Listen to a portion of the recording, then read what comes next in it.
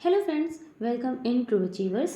सो आज मैं जिस टॉपिक को आपके साथ डिस्कस करने जा रही हूँ, इससे रिलेटेड यूपी पीसीएल में कुछ सेलेक्टिव क्वेश्चंस आते हैं, कुछ सेक्शन बेस्ड क्वेश्चन आते हैं। ठीक है, तो उस पर कैसे किस टाइप के क्वेश्चन आ सकते हैं और हमें कितना पढ़ना है, ठीक है, आज इस पर हम डिस्कस करेंगे।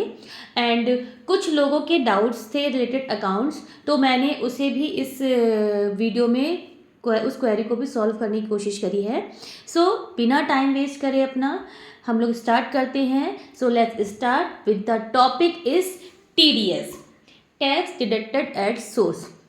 You know about that the TDS होता क्या है, जिसमें जैसे कि इसमें साफ साफ लिखा है कि टैक्स डिडक्टेड एट सोर्स, यानी जिस सोर्स से, यानी जहाँ पे आपका टैक्स, जहाँ पे आपकी इनकम जनरेट हो, वट एवर द सोर्स, जिस सोर्स से आपकी इनकम जनरेट हो, आइदर सैलरी, ठीक है, कोई कमीशन हो या फिर कोई कॉन्ट्रैक्ट की इनकम हो, ठीक है, किसी तरह की भी इनकम आपको जनरेट हो रही है, तो जो सोर्स यानी जब जनरेट हुई उसी समय जो उसमें से टैक्स हम डिडक्ट कर लेते हैं, this is called your tax deducted at source.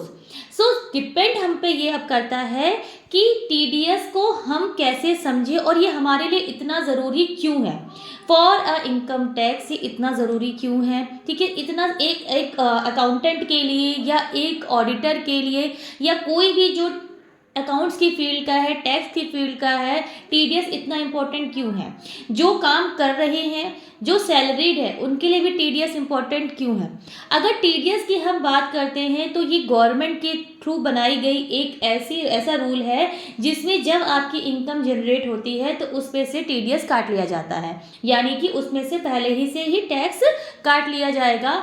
आप अब करेंगे क्या, आप जब रिटर्न फाइल करते हैं तो जैसे मान लीजिए आपका टैक्स कटना था सिर्फ 40,000 रुपये, लेकिन टीडीएस कट गया है 50,000 रुपये, तो 40,000 रुपये जो आपका टैक्स है, जितना एक्सेस कटा उतने के लिए जब आप आईटीआर फाइल करते हैं तो उतना अमाउंट आपको गवर्नमेंट के थ्रू रिफंड आता है। तो इसमें लिखा हुआ है कि TDS is a system of the collecting taxes by the government of India at the time of making payment such as salary, rent, commission, ETC. यानी इस तरह की कोई भी इनकम, ठीक है, सैलरी जैसे मिलती है तो सैलरी का भी आपको टैक्स स्लैब पता है कि कितने से कितने तक की इनकम सैलरी होगी तो उसमें टैक्स नहीं है, उसके बाद 10% है, 20% है, वट एवर द परसेंटेज, ठीक है। अब बात करते हैं कि जहाँ पे वो जनरेट हुई, जब आपका एम्प्लॉयर आपको सैलरी पे करता है, ठीक है, when ever your employer paying salary, ठीक है, तो वो क्या करेगा, उसी समय वहाँ से टीडीएस आपका डिडक्ट कर लेगा। तो दिस इज कॉल्ड टैक्स। आपका कहाँ से हो गया, सोर्स ऑफ इनकम जहाँ से थी वहीं पे टैक्स काट लिया गया। The person making a payment deduct a certain percentage of tax from the total amount payable and deposit with it with the government on behalf of the recipient of the payment, ठीक है। जो भी tax काटता है he has a tan number, ठीक है, उसके पास एक टैन नंबर अपना होता है, जैसे आपके पास पैन नंबर होता है तो उसके पास टैन नंबर होता है। आगे हम बात करते हैं पर्पस क्या है, क्यों काटना है टैक्स, ठीक है, बहुत क्लियर सी बात है, it's related with the revenue of the government, ठीक है। इससे क्या मिलता है, गवर्नमेंट को रिवेन्यू फ्लो मिलता है। क्यों, क्योंकि जितने भी हम अपनी जितने भी गवर्नमेंट हमारे लिए अच्छे काम करती है, चाहे जो भी एम्प्लॉयमेंट डेवलपमेंट करे, वो हमारी जो इनकम टैक्स जो भी टैक्स भरते हैं, ठीक है, जो भी चाहे जीएसटी के थ्रू भर रहे हैं या हम डायरेक्ट टैक्स भर रहे हैं, हम आइदर डायरेक्ट टैक्स और इनडायरेक्ट टैक्स, इन दोनों मोड में इंसान क्या करता है, टैक्स पे करता है। एक एसएससी क्या करता है, टैक्स पे करता है, तो उससे गवर्नमेंट को क्या होता है, रेवेन्यू जनरेट होता है, और उस रेवेन्यू से जितने भी अच्छे काम होते हैं, डेवलपमेंट्स होते हैं, वो होते हैं। तो the purpose of the TDS is collect tax from the source of income itself, ensuring regular and steady revenue flow for the government. It also has to curbing tax evasion as tax is deducted at the time of payment, leaving no scope for non-payment or underpayment of taxes। Source पे ही tax काट लेने से क्या होता है कि non payment of tax, ठीक है, या डिले पेमेंट से बच सकते हैं। सो purpose and the concept of TDS, इतना आपको क्लियर हुआ। आगे बढ़ते हैं, ये है वो टीडीएस के रेट, ठीक है, जिससे क्या होगा कि किस सेक्शन में, कौन से सेक्शन में किस कैटेगरी की इनकम आएगी, उस पे कितना टैक्स लगेगा, हम उस पे बात करेंगे। अभी जैसे यहाँ पे बताया जा रहा है, पहली बात करते हैं सैलरी। सैलरी जितने भी होते हैं, चाहे वो गवर्नमेंट एम्प्लॉय हो, नॉन गवर्नमेंट एम्प्लॉय हो, प्राइवेट सेक्टर के हो या पब्लिक सेक्टर के हो, ठीक है, किसी भी सेक्टर के एम्प्लॉय हो, अगर उनकी इनकम टैक्स स्लैब से इनकम ऊपर जाती है तो क्या करता है, उस पर टीडीएस लगता है। सैलरी किस में आएगा, 192 के अंदर आएगा। एप्लीकेबल स्लैब रेट क्या होता है, यानी कि जो प्रेजेंट टाइम पे इनकम टैक्स स्लैब रेट चल रहा होगा वो उनके ऊपर अप्लाई होगा, प्लस सेस। सेस पता है आपको, एजुकेशन सेस लगता है, ठीक है। तो ये आपका क्या हो गया, टीडीएस पे सैलरी का। सैलरी किस सेक्शन में, आपको सेक्शन पूछेंगे कि किस सेक्शन में आएगा, या ऐसे बोल देंगे under 192 which type of income TDS, किस इनकम पे टीडीएस कटता है, तो आपको ऑप्शन में देना पड़ेगा। या फिर सैलरी पे क्वेश्चन बना के दे देंगे और पूछेंगे किस सेक्शन में उसका कितना टैक्स कटेगा, तो कितना टैक्स, तो एप्लीकेबल स्लैब रेट जो भी होगा, हो सकता है कि जो आपका नया बजट आया है उस पर जो स्लैब रेट दिया है, ठीक है, उसका उसी पे क्वेश्चन बन जाए, उसी पे आपको बता दिया, पूछ लिया जाए कि इतनी इनकम है तो इसमें कितना टैक्स कटेगा। Interest from security bonds and debenture, ये किस पे आता है आपका, 193 पे आएगा, और कितना परसेंट टीडीएस कटता है इस पे, 10% कटता है। Interest on deposit, interest on deposit पे कौन से सेक्शन में आएगा, 194A, ठीक है, 194A कितना, 10%। एनएससी मैच्योरिटी वैल्यू 194A में आएगी और कितना परसेंट कटेगा, उस पर भी 10%। Sale of mutual fund units back to mutual fund, ठीक है, 112A में आता है आपका म्यूचुअल फंड्स, ठीक है, उस पर कितना है, 20% स्लैब टैक्स रेट है पूरा। Rent payment by individual over ₹50,000 per month, ठीक है, कितना, अगर 50,000 रेंट पेमेंट हो रहा है तो 194IB कितना परसेंट है, 5% है। Lottery and other type of winning, lottery पे स्लैब सीधे सीधे स्ट्रेट 30% का टैक्स कटता है, इसको एकदम दिमाग में बैठा लीजिए, इस पे क्वेश्चन बेस बन जाता है। किस सेक्शन में आता है, 194B में आता है, ठीक है। Payment of resident of contractor, resident of contractor यानी 194C, कॉन्ट्रैक्टर का किस बेस पे होता है, जितने भी आपको जितने भी कॉन्ट्रैक्ट मिलते, जो भी कॉन्ट्रैक्टर अपना काम करते हैं उनको जितना भी कॉन्ट्रैक्ट मिलता है, ठीक है, तो HUF पे और इंडिविजुअल पे कितना होगा, 1%, और अदर होंगे, ठीक है, कोई फर्म है, ठीक, कोई कंपनी है कंस्ट्रक्शन की, ठीक है, या कॉन्ट्रैक्ट लेती है कंपनी, उसका कितना है, 2%।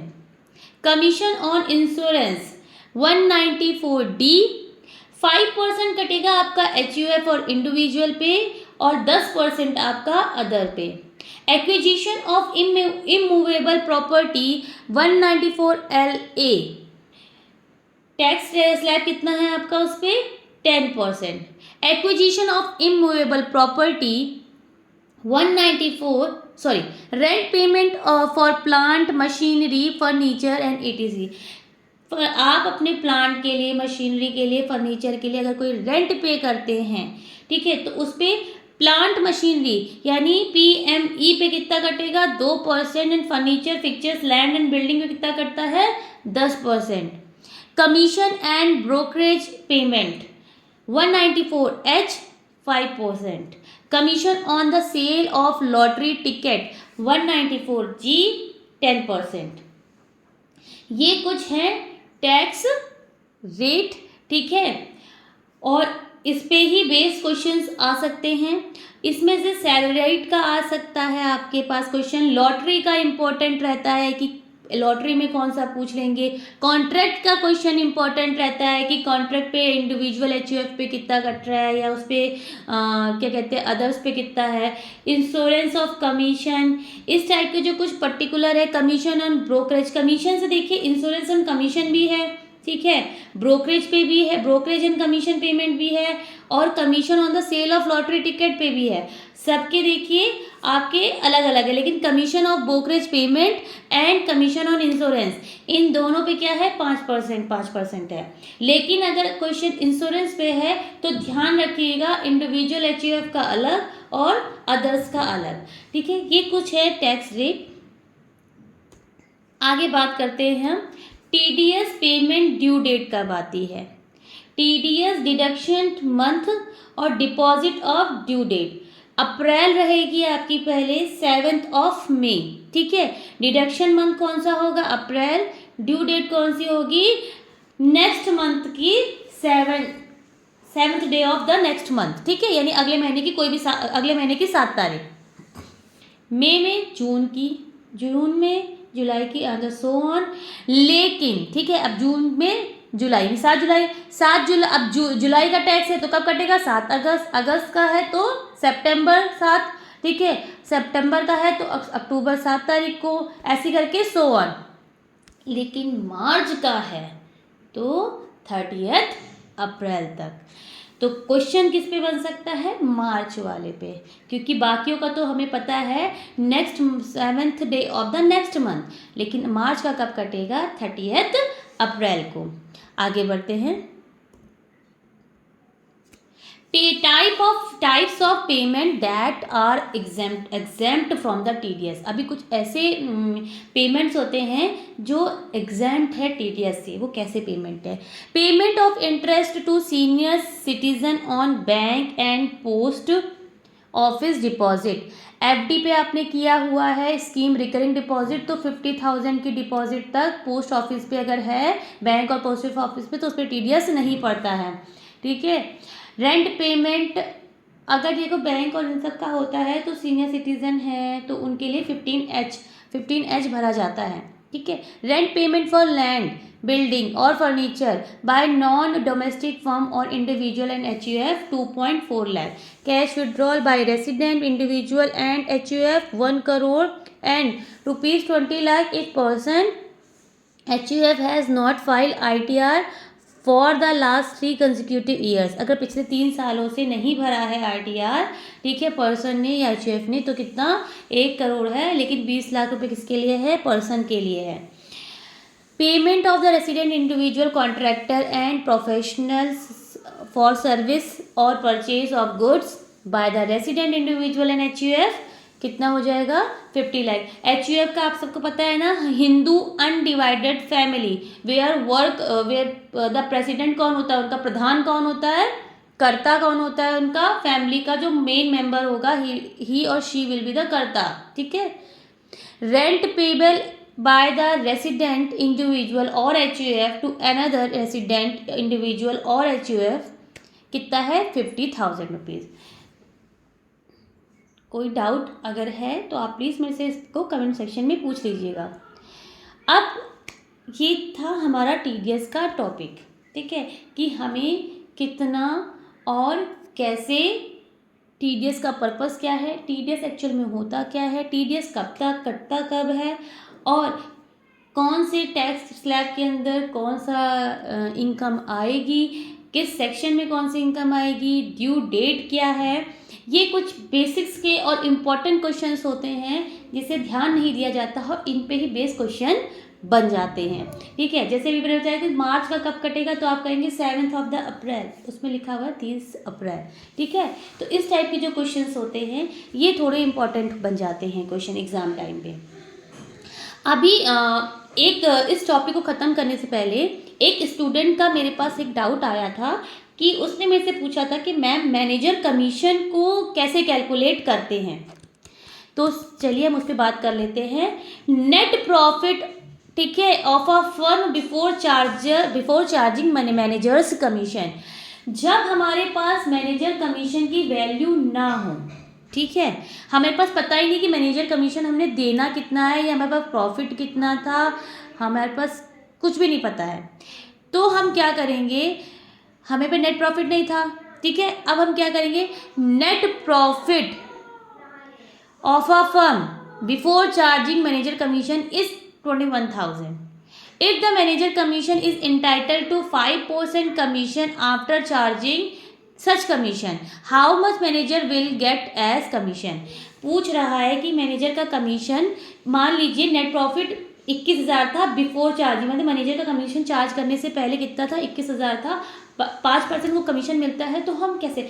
तो आप एक चीज़ ध्यान रखिएगा, यहाँ पे ये जो भी वैल्यू दी होगी, जो 21,000 रुपये दिया है प्रॉफिट का, ये 105% है, ये 100% नहीं है, 105% है। तो मैनेजर कमीशन कैसे कैलकुलेट होगा, net profit into rate upon 100 plus rate, यानी 21,000 इंटू 5 डिवाइड बाई 105, तो 1000 will be your manager commission. ठीक है, ये था calculation of manager commission. Exam पे बहुत अच्छा क्वेश्चन पूछा था मेरे से ये, जिसने भी मेरे से पूछा था, I will not tell her name, and well done you have asked such type of question, क्योंकि इसी टाइप के क्वेश्चन थोड़े घुमा करके एग्जाम में पूछे जाते हैं, क्योंकि कैलकुलेशन बहुत बड़ी नहीं दी जाती है, ऐसे ही छोटे छोटे टॉपिक्स पे कैलकुलेशन दी जाती है।